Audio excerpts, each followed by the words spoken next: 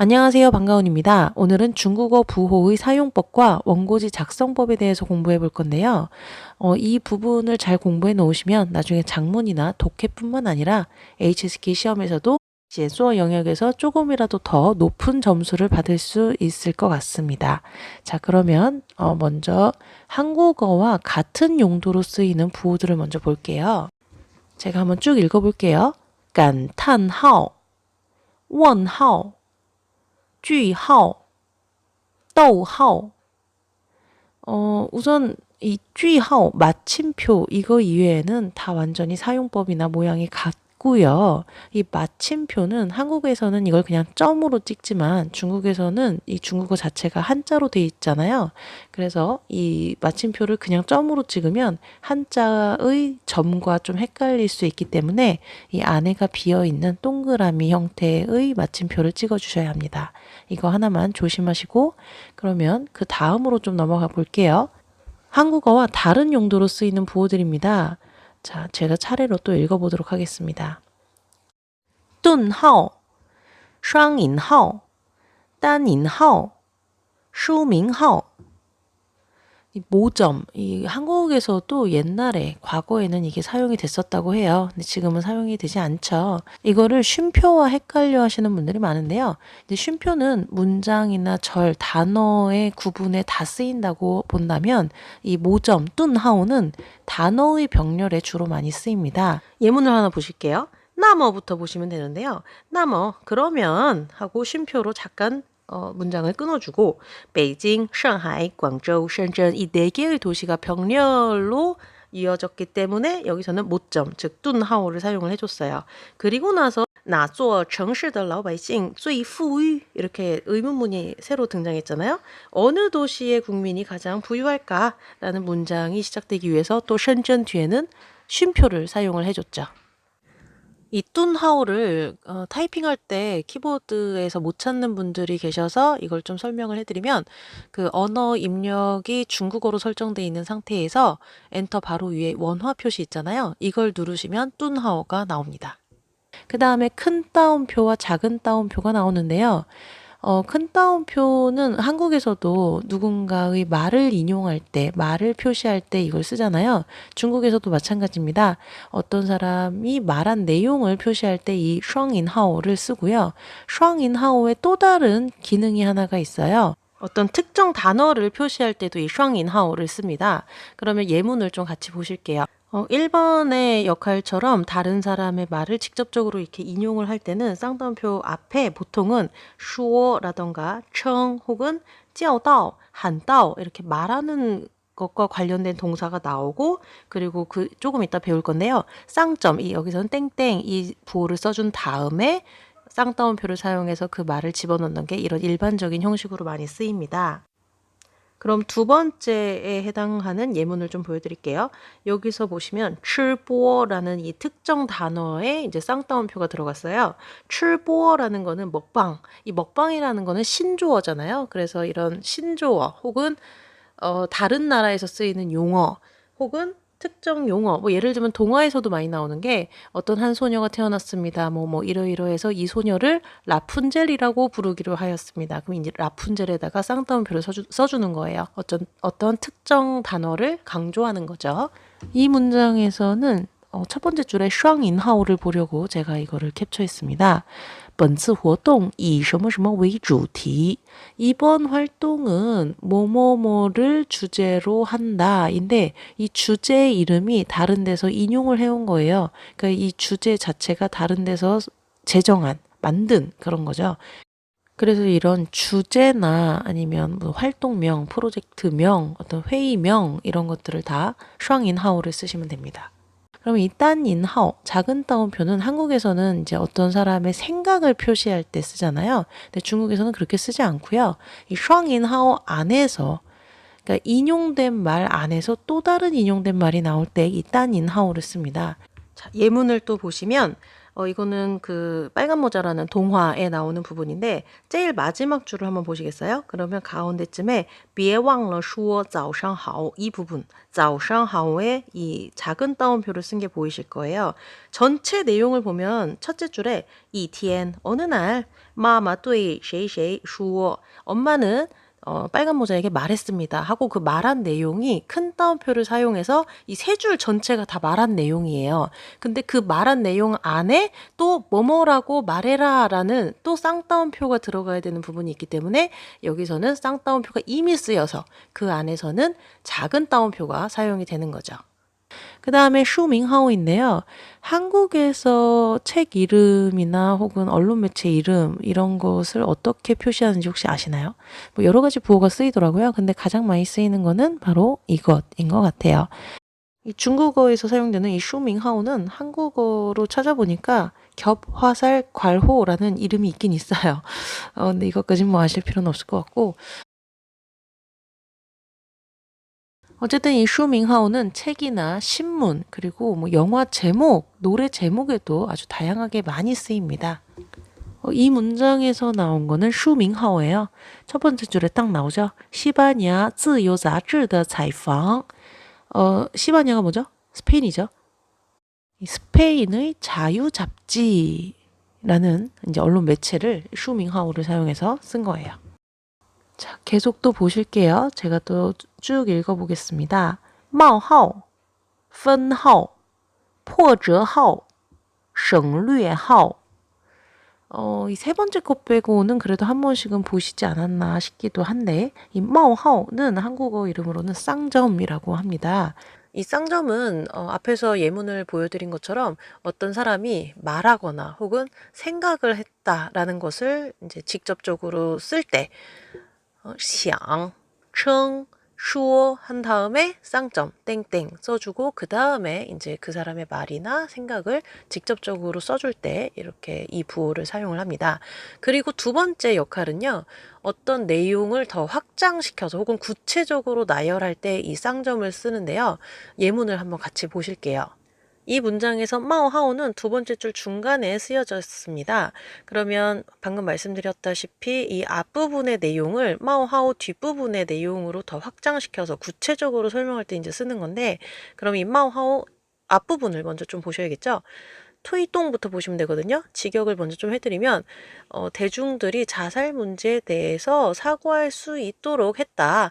그러면 그 사고가 어떤 내용인지를 이 마오하오 뒤에서 더 보충 설명을 해주는 거예요. 그럼 어떤 내용이냐면 사회에 심리적인 소통 기제, 그러니까 메커니즘이죠. 메커니즘이 있는지 없는지 그리고 개인과 가정이 어떻게 해야 하는지 등등의 사고를 할 수 있게 했다. 그리고 이제 조금 이해가 가시나요? 이 사고에 대한 구체적인 내용을 이 마오하오 뒤에서 더 구체적으로 설명해낸다. 이렇게 보시면 되겠고 뒷부분에 아까 우리 배운 뚠하오가 쓰였죠? 개인과 가정. 이거 명사의 병렬이기 때문에 여기서도 뚠하오를 사용을 해줬습니다. 이번에 나온 문장에서는 마오하오와 뚠하오가 보이네요. 두 번째 줄에 마오하오, 세 번째 줄에 마오하오 뚠하오가 있어요. 그럼 우선 두 번째 줄에 그 마오하오를 보시면 그 마오하오 앞에 보면 什么什么是 3个 关键词 뭐뭐는 세 개의 핵심어입니다. 그럼 이 세 개의 핵심어가 뭔지 구체적으로 나열을 할 때 이 마오하오를 쓴 거예요. 그리고 그 다음에 나오는 마오하오를 보시면 值得学习的运营思维模式 마오하오 什么什么什么什么 그러면 좀 직역을 해보면 배울 만한 운영 사고 모델은 다음과 같은 게 있다고 이제 나열을 해준 거죠. 流量思维, 品牌推广, 团队管理效能, 服务能力 이 네 개가 또 다 명사잖아요. 그래서 뚠하오를 사용해서 병렬을 해주고 그 다음에 이제 또 다른 문장이 시작이 되는데 완전 끊어진 건 아니기 때문에 쉼표, 또하오를 써줬죠. 그리고 또 하나의 역할이 있는데요. 편지 쓸 때 있잖아요. 뭐뭐에게, 뭐뭐께라는 그 말 대신에 그 받는 사람을 딱 쓰고 땡땡 이 쌍점을 써주면 그 뭐뭐에게 뭐뭐께라는 의미가 됩니다. 그래서 뭐 친아이더 빠바 땡땡 친아이더 老师 땡땡 이런 식으로 쓰시면 돼요. 그 다음 나오는 건 펀하오, 쌍반점인데요. 이거는 절의 병렬에 사용이 되는 부호입니다. 아까 명사의 병렬에 뚠하오, 모점이 쓰인다고 제가 말씀을 드렸는데 이 펀하오는 절, 즉 문장의 병렬에 쓰이는 부호입니다. 자, 예문을 보여드릴게요. 첫 번째 줄을 직역을 할게요. 학자들은 다음과 같이 생각했다. 가장 쉽게 모방 자살을 유발하는 뉴스 기사는 다음과 같은 특징이 있다. 그래서 이 특징에 대한 구체적인 것을 설명하기 위해서 마오하오, 쌍점을 사용을 했고요. 그 다음에 여기에 특징은 6가지가 나옵니다. 그래서 이 6가지를 띠2, 띠2, 띠3, 띠4, 첫째, 둘째, 셋째, 넷째 이렇게 하지 않고, 왜냐면 각각이 너무 짧으니까 이 펀하오, 쌍반점을 사용함으로써 각각의 특징들을 되게 간결하게 확인할 수 있도록 글을 표시했어요. 그래서 첫 번째 특징은요, 상세하게 자살 방법을 보도한다. 이렇게 하고 펀하오 쓴 다음에 그 다음 두 번째로 넘어가죠. 자살이 유발하는, 자살로 인해 야기되는 신체 상해에 대해 언급이 적다. 그런 다음에 펀하오를 사용해서 또 이 두 번째 특징이 끝난 것을 설명해 주죠. 그리고 세 번째로 바로 보시면 자살자가 생전에 가지고 있던 심리적인 문제에 대해서 중시하지 않는다. 후리얼러, 소홀히 한다, 등한시했다. 그 다음에 또 펀하우를 사용해서 이 세 번째 특징이 여기까지인 것을 체크해주고, 이런 식으로 펀하우를 씀으로써 아주 간결하게 6가지 특징을 딱 구분을 해줬어요. 그 다음 나오는 거는 포저하오인데요. 이게 지금 화면상에서는 한 줄이 길게 그어져 있는 것처럼 보이지만 그 원고지를 예로 들면은 이거는 칸을 2칸을 잡아먹은 줄이에요. 그러니까 한 칸에 줄을 하나 긋고 또 한 칸에 줄을 하나 그은, 그게 연결되어서 이렇게 보이는 그런 부호입니다. 이 부호는 2가지의 경우에 사용이 돼요. 첫 번째는 부연 설명을 하는 경우, 그러니까 동격이에요. 앞뒤가 동격으로 사용이 되고요. 또 하나는 그 어기의 전환일 때 사용이 됩니다. 첫 번째 역할에 대한 예문을 좀 볼게요. 여기 포저하오가 앞에는 지아샹이 쓰이고 뒤에는 중국어가 쓰였잖아요. 두 개가 동격이라는 뜻입니다. 그의 고향, 즉 중국을 의미합니다. 그리고 아까 두 번째는 이제 어투의 전환에도 포어저하우가 사용이 된다고 말씀을 드렸는데, 이 2가지 이외에 이 포어저하우의 쓰임새는 더 있습니다. 근데 이걸 하나하나 일일이 설명해 드리기가 힘들 것 같아서 가장 많이 좀 등장하는 이 동격일 경우에 포어저하우만 예문을 보시고 나머지는 우선 넘어가도록 하겠습니다. 그 다음 나오는 건省略하오입니다. 자, 얘도 역시 포어저하오 이 줄표처럼 원고지에 2칸을 잡아먹는 그런 부호고요. 원고지에 쓰실 때 이거를 그 칸의 가운데 중간 부분에다가 쓰셔야 합니다. 세 번째 줄을 보시면은 나를 항상 끌어당겼던 것은 바로 그 양복들이다. 그래서 그 양복의 종류가 이제 하나, 둘, 셋, 4개가 나왔어요. 그런 다음에 등등 점점점 생략하는 이 말 줄임표를 썼고요. 이 포저하오랑省略하오가 키보드로 어떻게 타이핑을 하는지 말씀을 드릴게요. 포저하오 같은 경우는 Shift 키랑 그리고 숫자 0 오른쪽에 있는 이 짝대기 이 버튼을 같이 누르시면 됩니다. 그리고省略하오는 Shift 키랑 숫자 6을 같이 눌러주시면 이 점 6개가 한 번에 생깁니다. 이렇게 중국어에서 많이 쓰이는 부호에 대해서 공부를 했는데 이거 이외에도 2개가 더 있긴 해요. 많이는 사용되지 않으나 그래도 알아두시면 좋은 것들. 쟁거하오라고 해서 이 가운데점, 중점이라고 하죠. 그래서 특히 외국인들 인명에 많이 좀 쓰여요. 성이랑 이름을 구분할 때 이런 경우에 많이 쓰이고, 그 다음에 또 하나는 쿠어하오, 괄호입니다. 이 정도까지 알아두시면 중국어 부호는 다 공부하신 거고요. 부호가 나온 김에 이제 HSK 시험 보시는 분들은 원고지 작성법을 좀 아셔야 되기 때문에 그거를 같이 설명을 좀 할게요. 원고지에서 제목을 쓰실 때는 제일 윗줄에 정중앙에다가 써주시면 되고요. 그리고 본문은 줄을 띄지 마시고 바로 연이어서 쓰시면 됩니다. 그리고 이제 문단에서 들여쓰기를 하는 것은 2칸입니다. 한국어는 한 칸을 들여쓰잖아요. 중국어는 반드시 2칸을 들여쓰셔야 하고요. 그리고 문장 부호는 한 칸에 하나씩 쓰는 게 규칙입니다. 한 칸에 글자 하나 쓰고 그 다음 칸에 이제 부호 하나를 쓰는 거죠.